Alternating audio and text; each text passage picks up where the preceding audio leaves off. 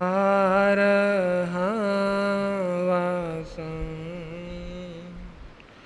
चकवर्ती माहि दियो संति संति करे लोए पतो गई मानो तरम। परम श्रद्धेय परम पूजनीय राष्ट्र संत वरिष्ठ उपाध्याय वाचनाचार्य पूज्य गुरुदेव भगवान एवं पाठ पर विराजमान उत्तर भारत गौरव उप प्रवर्तक पूज्य गुरुदेव के चरणों में कोटि कोटि वंदन। उपस्थित धर्म प्रेमी बंधुओं, माताओं तथा बहनों, हम गुरु कृपा से प्रभु महावीर की वाणी छठा अंग सूत्र जो गणधरों ने अर्थ रूप में हमें दिया है, ज्ञाता धर्म कथांग के विषय में कुछ सुन समझ रहे हैं। जो अपनी अल्प बुद्धि के माध्यम से गुरु चरणों में बैठकर थोड़ा बहुत सीख पाया हूँ, उसी में से कुछ आपको सुनाने का, बताने का, समझाने का प्रयास करूँ। कि जो रोज़ाना प्रवचन सभा में आ रहे हैं,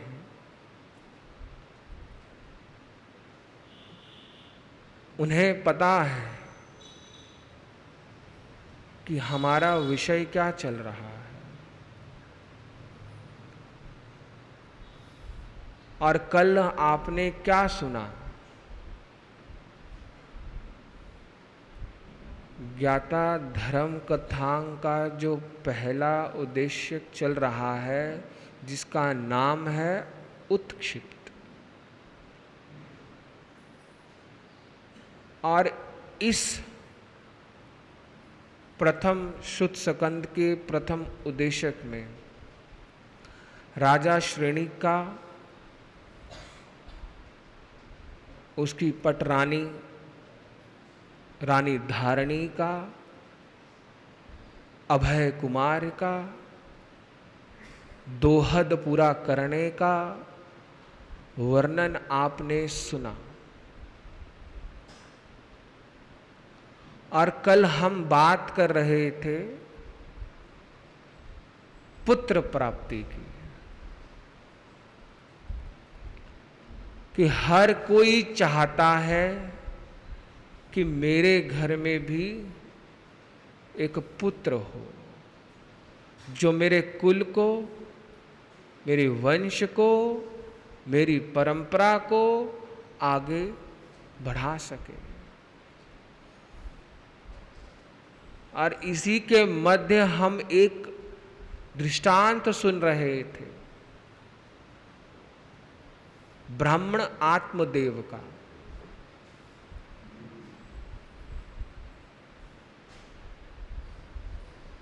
अब पुण्य से उसको संत दर्शन तो हो गया, और संत ने उसे एक फल भी दिया, और फल जाकर उसने अपनी पत्नी को दिया, परंतु उसकी पत्नी ने वो फल खाया नहीं। क्यों नहीं खाया? वो एक अलग बात है कि वो उस पीड़ा से डर गई, उस कष्ट से उसे भय हो गया, परंतु मुख्य कारण उसके भाग्य में पुत्र का सुख था नहीं। कि यदि आपका सुकृत नहीं है, यदि आपने पुण्यों का उपार्जन किया नहीं है, यदि आपने कर्म निर्जरा नहीं की है, तो आपको शुभ फल भी नहीं मिल सकता है।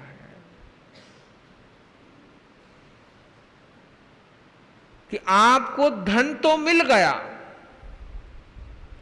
परंतु परिवार नहीं मिला, आपको धन और परिवार तो मिल गया परंतु निरोगता नहीं मिली, आपको धन परिवार निरोगता तो मिल गई परंतु सुख नहीं मिला, शांति नहीं मिली।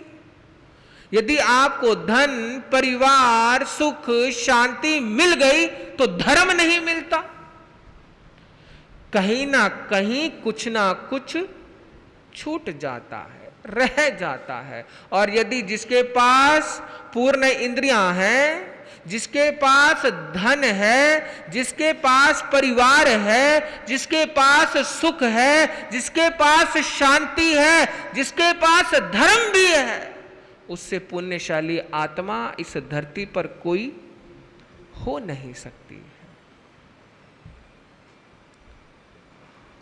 अब वो फल उसने अपनी बहन को खिला दिया, अब बहन के यहां पुत्र हो गया और उस बहन ने वो पुत्र अपनी बड़ी बहन को दे दिया।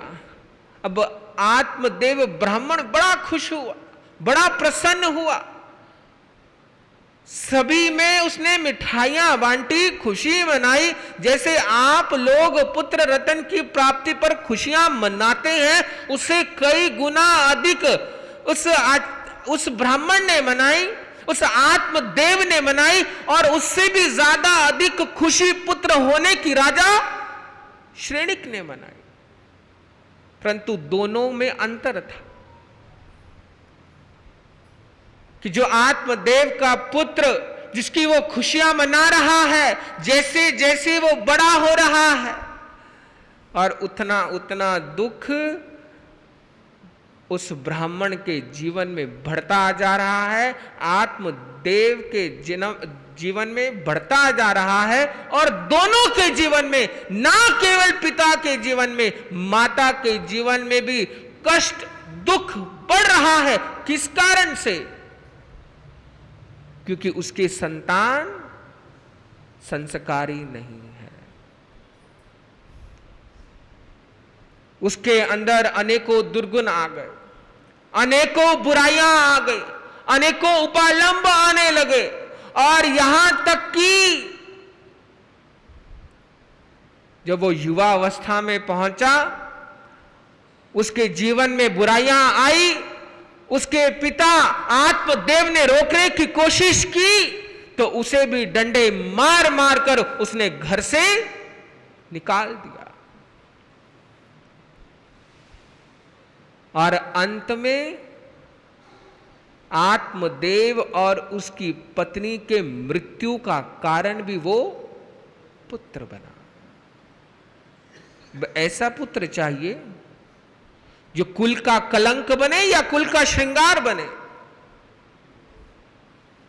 कि कुल का श्रृंगार वो तब बनेगा जब आप उसके अंदर धर्म के संस्कार डालें। अब राजा श्रेणिक के यहां पुत्र उत्पन्न हुआ। जिस दासी ने पुत्र प्राप्ति की सूचना राजा श्रेणिक को दी, उसको उसने दासता से मुक्त कर दिया और इतना धन दिया कि उसकी 7 पीढ़ियां बैठकर खा सकती हैं। और उसने सारा राज्य, सारा नगर सजाया, जगह जगह छिड़काव कराए, झंडियां लगाई, गीत गाने लगे, नाचने लगे, मिठाइयां बांटने लगे। और उसने कहा कि ये 10 दिन लगातार चलेगा, किसी को कोई कष्ट नहीं दिया जाएगा। बंदी गृह में जितने भी बंधे हुए व्यक्ति थे उनको सबको मुक्त कर दिया गया, कैदियों को छोड़ दिया गया, जो कर्जे में डूबे हुए थे उनका कर्ज भी माफ कर दिया गया। और जो मुख्य अधिकारी होते हैं उन्हें भी कहा गया कि किसी को कोई कष्ट नहीं देना है, किसी के घर नहीं जाना है, किसी से पैसा वसूली नहीं करना है। और एक बहुत बड़ा प्रीतिभोज किया गया। सभी सेठ साहूकारों को, मंत्रियों को, तलवरों को, मांडलिक राजाओं को, सभी को बुलाया गया। उन सबने राजा को उपहार दिया, राजा ने उन सबको उपहार दिया और एक प्रीति भोज रखा गया। प्रीति भोज जब रखा गया उस समय राजा शैनिक अपने पुत्र का नामकरण करता है,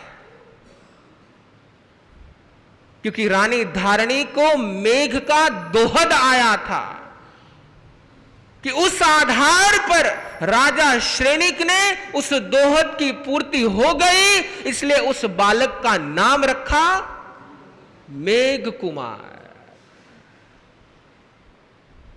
मेघ कुमार संस्कारी था, वो कुल का श्रृंगार था, वो कलंक नहीं था। क्योंकि जब मां को स्वप्न आया तो उससे ही पता चल जाता है कि ये कुल का श्रृंगार बनेगा, ये कुल का कलंक बनेगा। क्योंकि रानी धारणी को एक स्वप्न आया था कि आकाश से एक हाथी जो वो जंभाई लेती है तो उसके मुख में चला जाता है।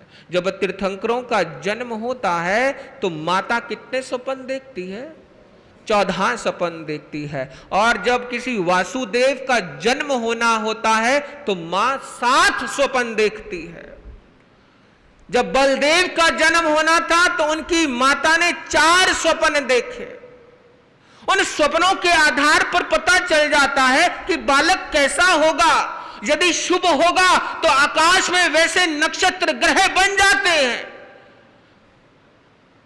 जो परिणाम शुभ देते हैं। और परंतु यदि किसी ऐसे जीव ने इस धराधाम पर आना होता है जिससे उसके परिवार को, समाज को, राष्ट्र को, देश का अहित ही होना होता है, बुरा ही होना होता है, तो वैसे ही आकाश में नक्षत्र ग्रह बैठ जाते हैं। तो यहां राजा श्रेणिक मुक्त हाथों से दान देता है, खुले हृदय से दान देता है। आप भी देते हैं कि जब आपके घर में पुत्र पौत्र पैदा होता है तो आप भी संवत्सरी के दिनों में दान देते हैं। कि दान के 3 ही मार्ग हैं। एक है भोग, एक है दान, तीसरा है नाश। कि एक तो भोग लिया, धन समाप्त हो गया, एक आपने दान दिया तो वो सुकृत हो गया, और यदि ये दोनों ना करें तो धन तो नाश हो ही जाएगा, वो तो खत्म हो ही जाएगा। परंतु कुछ ऐसे कृपण लोग होते हैं जो ना स्वयं खाते हैं ना दूसरों को खाने देते हैं। उस धन का क्या लाभ जिस धन से आपने सुख उपार्जन नहीं किया, जिस धन को आपने दान देकर सुकृत नहीं किया, उस दान का कोई लाभ नहीं है। मैं क्यों कह रहा हूं, इसके पीछे एक दृष्टांत है आचार्य देव पूज्य भगवान श्री आत्माराम जी महाराज के समय का, कि उनके चरणों में एक गृहस्थी आया, एक व्यक्ति आया, एक श्रावक आया। वो आचार्य देव के चरणों में बैठा और रोने लगा कि आचार्य भगवान मैं बड़ा परेशान हूं कि मेरा कोई कारोबार नहीं है, कोई काम नहीं है, कोई धंधा नहीं है। ये कहते कहते उसकी आंखें भर आई। आचार्य देव कहते हैं कि तू इतना अधीर मत हो, थोड़ा संभाव रख, शांति रख, दिन बदल जाएंगे। सदा दुख के दिन नहीं रहते, सुख के भी दिन आएंगे। काले बादल कब तक नभ में रवि को घेरा पाएंगे। सदा दुख के दिन नहीं रहते हैं। सुख के दिन आते हैं, धूप के बाद छाया आती है, गर्मी के बाद ठंड आती है। यदि हम समता से अपने कर्मों को सहन कर लेंगे, शांति से उसका निर्वहन कर लेंगे, तो उसका फल आपको जरूर मिलेगा। और ये काले बादल कब तक आकाश में घिरे रहेंगे? ये काले बादल कब तक सूर्य को ढके रहेंगे? एक ऐसी हवा चलेगी, एक ऐसी आंधी चलेगी कि ये बादल छट जाएंगे और पुनः प्रकाश हो जाएगा, पुनः उजाला हो जाएगा। ऐसी बात से आचार्य भगवान उसे सांत्वना देते हैं और उसे एक शांति स्तोत्र बताते हैं। वो शांति स्तोत्र का नित्य प्रतिदिन पाठ करने लगा और पाठ का ऐसा प्रभाव हुआ, आचार्य भगवान की ऐसी कृपा हुई, उनका ऐसा आशीर्वाद मिला, वो ऐसे निमित्त बने कि उस व्यक्ति का काम चल पड़ा। और जब काम चला तो उसने बहुत बड़ी फैक्ट्री बनाई, बहुत धन कमाया। और जब वो दुखी था, उसके पास कुछ नहीं था, तो आचार्य भगवान के चरणों में आकर कहता था कि गुरुदेव देखिए, ये चातुर्मास में आने वाले भक्तों की सेवा करने के लिए ये सूची लगी है, इस सूची में आपके भक्त का कहीं नाम नहीं है। मैं इतना अभागा हूं, मैं कुछ दे नहीं सकता हूं। परंतु अब उसके पास सब कुछ था। अब सब कुछ जब हो गया तो सबसे पहले स्थानक छूटा। बड़े दिन बीत गए कि आचार्य भगवान के चरणों में दर्शन करने, मंगल पाठ सुनने वो नहीं आया। तो आचार्य देव ने छोटे संत को कहा कि कभी उस तरफ जाना हो तो उन श्रावक जी को कहना कि आचार्य भगवान याद कर रहे थे। तो जब एक संत गोचरी को गए, संयोग से वो घर पर ही था, तो उसने कहा कि श्रावक जी आप आचार्य भगवान के दर्शन करने नहीं आए? तो कहता है कि मेरे मन में आचार्य देव के प्रति बड़ी श्रद्धा है, हर वक्त मैं उनका ध्यान करता हूं, स्वप्न में भी वो मुझे दर्शन करते हैं, उन्हीं की कृपा से मेरा व्यापार चल पड़ा है, परंतु अब स्थानक आने का समय नहीं मिलता है। किस कारण से? कि यहां स्वार्थ हुआ कि आपकी किसी देव से, धर्म से, गुरु से इच्छा स्वार्थ पूर्ति हुई तो वो छोड़ दिया। परंतु जीवन में फिर कष्ट आता है, फिर स्थानक की सीढ़ी चढ़ते हैं, फिर मंदिर जाते हैं, फिर घंटे बजाते हैं, फिर प्रलोभन देते हैं कि हमारे पास भी कुछ हो तो हम भी सूची में अपना नाम लिखवा पाए। तो मुनि कहते हैं कि आप कभी कभार आचार्य भगवान के दर्शन करने आए।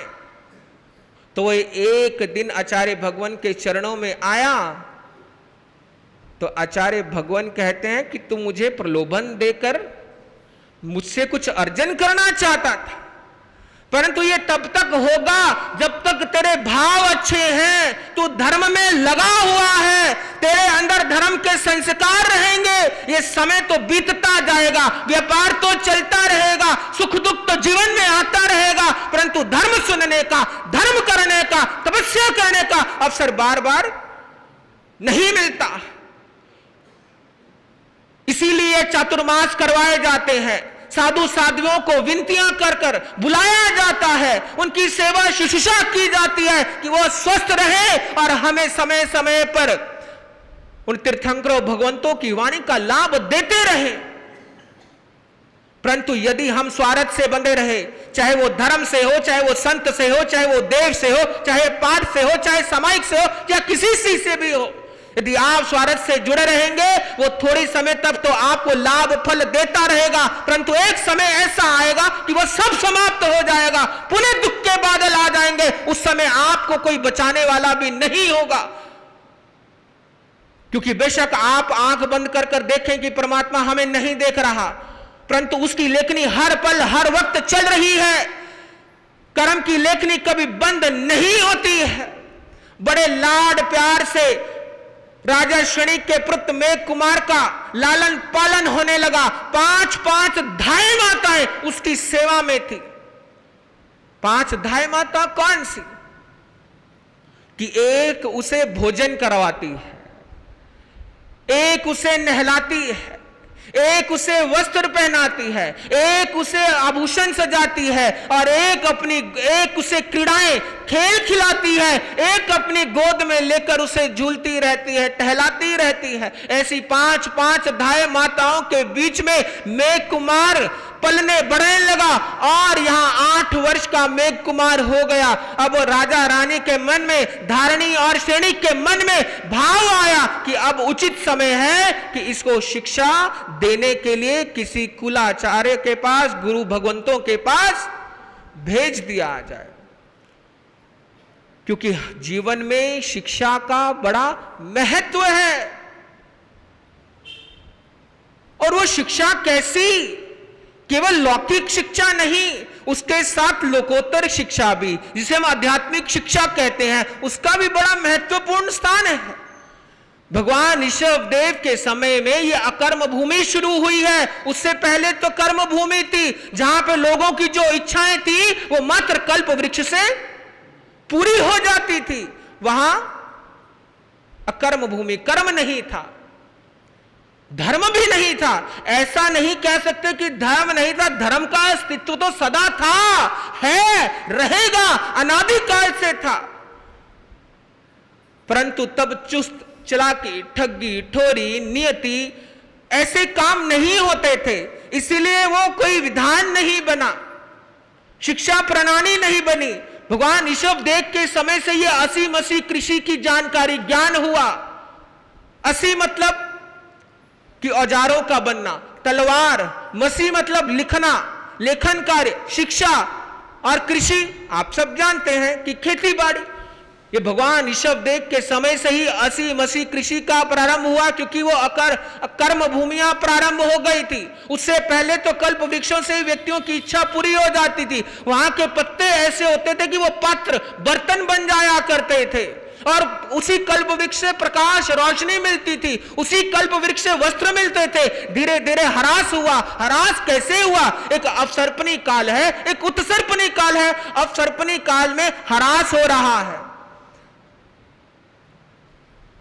जैसे सांप, मुंह बड़ा और पूंछ छोटी, कि वहां धर्म का ह्रास हो रहा है। ये अवसर्पणी है। अब उत्सर्पणी की पूंछ से मुंह की ओर जाते हैं, कि वहां धर्म का प्रभाव है, धर्म बढ़ रहा है, पाप कम हो रहा है। ये कौन सा आरा चल रहा है? इसे आरा भी कहते हैं, युग कहते हैं। ये 5वां आरा चल रहा है। कौन सा है? दुखम, केवल दुख है। धर्म बहुत थोड़ा है। और आप सौभाग्यशाली हैं, आपसे ज्यादा हम सौभाग्यशाली हैं, परंतु ये अवसर बार बार आने वाला नहीं है। वो कैसे शिक्षा ग्रहण करता है, कौन कौन सी शिक्षा लेता है, और उसका फिर विवाह होता है, विवाह योग्य बन जाता है, कितनी पत्नियों के साथ उसका विवाह होता है, आगे ये कहानी क्या मोड़ लेती है, शिक्षा का हमारे जीवन में क्या महत्व है। आप आए और हम गुरु कृपा से कुछ सुनने, कुछ समझने का प्रयास करेंगे। ज्यादा ना कहता हुआ किसी भी गलती के लिए गुरु चरणों की साक्षी से क्षमा याचना करता हुआ अपनी वाणी को विराम देता हूँ। ओम शांति।